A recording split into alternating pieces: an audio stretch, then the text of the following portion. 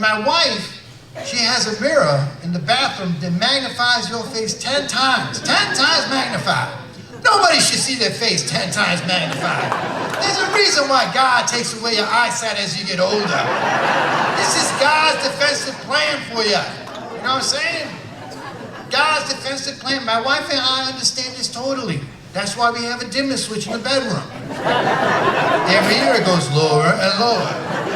I expect 10 years from now it'll be so low, foreplay will be like Marco Polo. Marco Polo.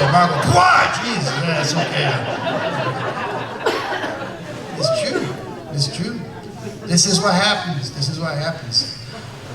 So I got 2 kids. They're adopted from Guatemala. They're Guatemalans. Very cool.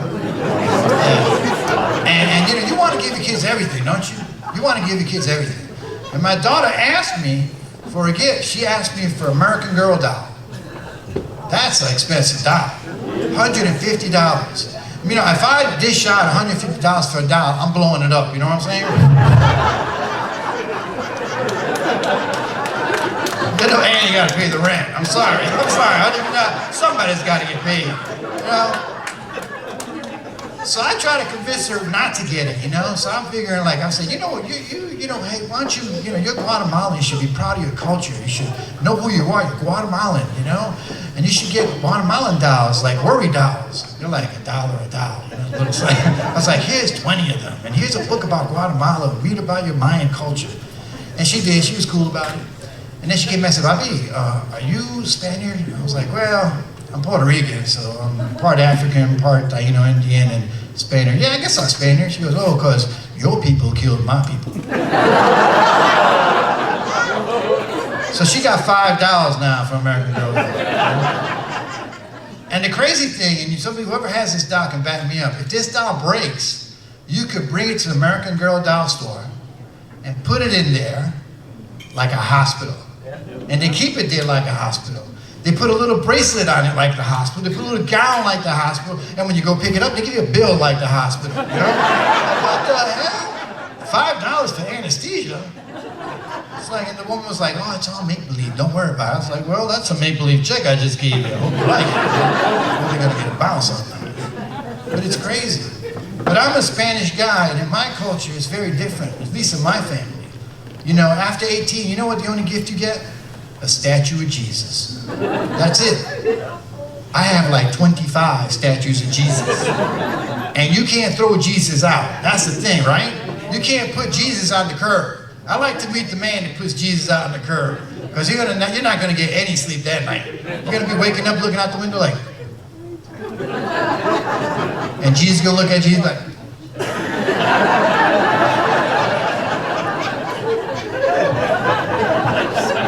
You be out there getting Jesus, put him back, oh God.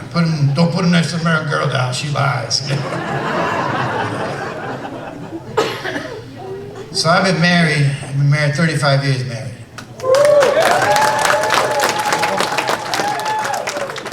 And 7th year into the marriage, I made a mistake though.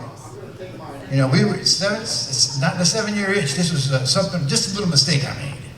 We were on the 14th floor in LA, there was an earthquake. So I ran. Don't judge me, I texted her when I got down, I'm not an animal. It's like, in the field, if you find me, here I am. Smiley face, smiley face. And she got upset.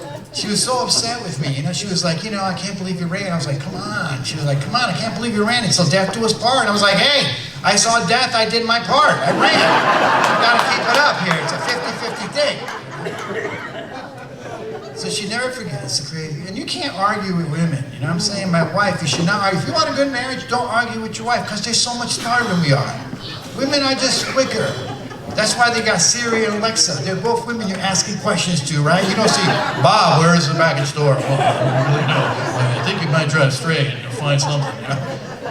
But it's true. It's true, women are just trying, and I can't argue with my wife. I tried to argue with my wife, you know what I'm saying? Like I'm in the medical field, so I thought I can argue with data, because nobody could beat data, right? And I walked around the house for 2 days with this book in my pocket, you know? I was walking around, she said, hey, you know what you gotta do? I'm like, wait a minute. Right here, American Journal of Medicine, it says that men who are nagged by their wives, 85% die of coronary artery disease. American Journal of Medicine. Boom. Big Poppy. I was right there, I was giving myself high fives and stuff. And then she went to remind me that 100% of men who do not listen to their nagging wives present to the emergency room with blunt trauma to the head. I'm not a statistician, but 100% a lot bigger than 85, right? So just do what you gotta do. They're always right, it's okay, they know better. And you know, you've been married that long, you gotta pick up these subtle clues. Women won't tell you that, man, they just give you these subtle clues. And you gotta pick them up, right? You gotta pick them up. Like I give you an example, my wife was taking me to the airport and I was being a backseat driver. Go left, take this way, go that way. Did she get mad? No. She just looked at me, reached over and turned off the passenger airbag. That's a subtle clue, right?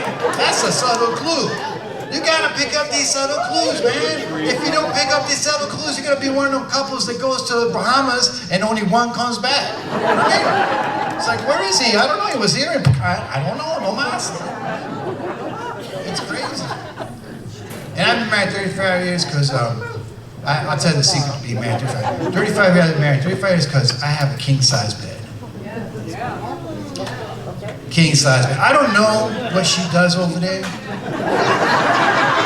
I hear things, you know what I'm saying? And she don't bother me, I don't bother her. You know? King size bed is a beautiful thing. Sometimes she'll text me. Beep. Can you bring me some water? No, I can't. Smiley face, smiley face. King size bed is a beautiful thing. You gotta get a king size bed. Sometimes I'll fall asleep on the couch because that's like the cousin of the bed. You know, and I feel guilty like I cheated on the bed. You ever do that? And Netflix doesn't help. You know, you wake up and next week like, you still watching? I'm like, what? You get up there, you feel like, hey, bed, I was with your cousin, man, sorry. It's a terrible thing. King size bed, though, is a beautiful thing. I got even a bigger bed. I got a California bed. You know what that is? Yeah. It's Mas Grande. You know? It's a beautiful thing. But I'll tell you right now, the best thing I can tell you, the best advice I give you, if you're gonna get married, is pick your side of the bed. Pick your side of the bed. It's true, right? Because you will be there for the rest of your life, right? You want to mess with somebody? Get on their side of the bed tonight. You see, you go, oh wow, that was fun. That was a real fun show.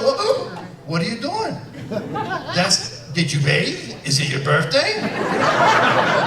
Pick your side of the bed. I know my side of the bed. It's the right side of the bed, next to the door, just in case of an earthquake.